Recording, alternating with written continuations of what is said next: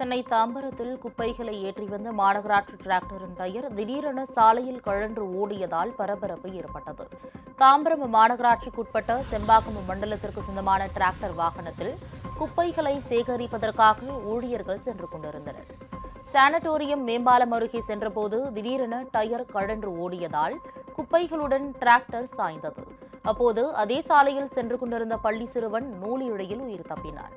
குப்பைகளை அள்ளுவதற்கு ஒப்பந்தம் எடுத்த நிறுவனம் மாநகராட்சி வாகனங்களை முறையாக பராமரிக்காததே இதுபோன்ற விபத்துக்கு காரணம் என அப்பகுதி மக்கள் குற்றம் சாட்டியுள்ளனர்.